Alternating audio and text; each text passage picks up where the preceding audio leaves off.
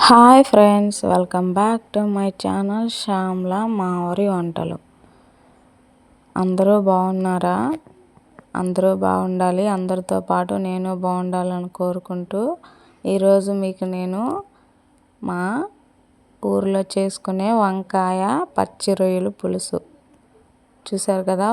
వంకాయలు తీసుకున్నాను, 2 tomatoes, 1 onion తీసుకున్నాను. అవన్నీ కట్ చేసుకొని పక్కన పెట్టుకున్నాను. చూసారు కదా, రొయ్యలు బాగా వాష్ చేసుకొని ఒలుచుకొని బాగా కడుక్కొని ఒక బౌల్లో వేసుకున్నాను. మనం తీసుకున్న వంకాయలు అలా గుత్తులుగా వేసుకుంటున్నాను. సన్నగా వేయనండి నేను, అలా గుత్తులుగా వేస్తే టేస్ట్గా ఉంటుందని అలా గుత్తులుగా వేస్తాను. చూసారు కదా, టేస్ట్కి సరిపడా ఉప్పు 2 స్పూన్లు వేసుకోండి, 2 స్పూన్ల కారం,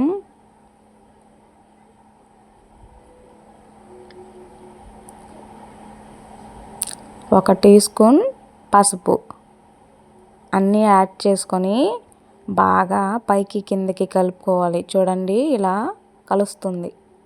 తర్వాత నిమ్మకాయ సైజు కంటే కొద్దిగా ఎక్కువగా 2 నిమ్మకాయ సైజు అంతా చింతపండు తీసుకోండి. దాన్ని వాటర్ పోసుకొని ఒక 10 మినిట్స్ నానబెట్టుకోండి. ఆ వాటర్ మొత్తం తీసి ఈ వంకాయల్లో పోసుకోండి. అప్పుడు బాగా మిక్స్ చేసుకొని పక్కన పెట్టుకోండి.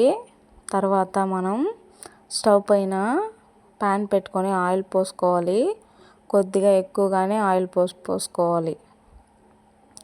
కొద్దిగా ఎక్కువగానే ఆయిల్ పడుతుంది, అప్పుడే కూర రుచిగా ఉంటుంది. చూసారు కదా, ఆనియన్స్ వేసాను, బాగా ఫ్రై చేశాను.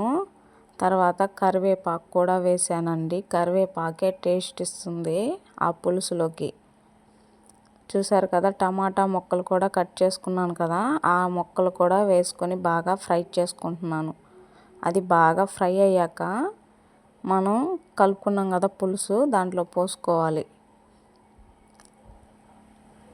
మనం కలుపుకున్న పులుసులో పోసుకున్నాను. ఇప్పుడు ఆ పులుసు బాగా కలుపుకోవాలి. వంకాయ పచ్చి రొయ్యల పులుసు అండి, గుమగుమలాడుతూ వాసన వస్తూ చాలా బాగుంటుంది. చూసారు కదా, దాంట్లోకి పొడి వేయాలండి. ఆ పొడి నేను చూపిలేదు, చేసుకున్నాను. చూసారా, వేసుకుంటున్నాను. ఆ పొడే దాంట్లోకి టేస్ట్ ఇస్తుంది,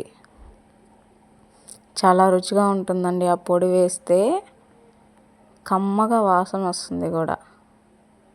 చూసారు కదా, కలుపుకుంటున్నాను. పొడి వేసిన తర్వాత ఒక 10 నిమిషాలు బాగా కూరని మరగనిద్దాం.